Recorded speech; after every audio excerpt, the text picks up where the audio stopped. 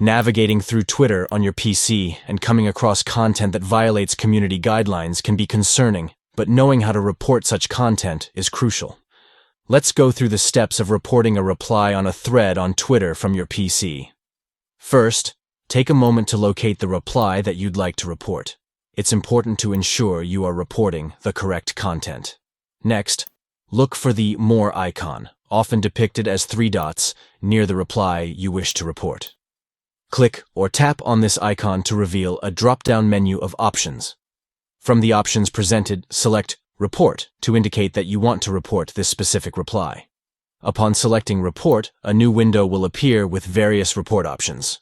Choose It displays a sensitive image if the reply contains inappropriate or sensitive content that violates Twitter's policies. By following these steps, you are actively contributing to a safer and more respectful online community on Twitter.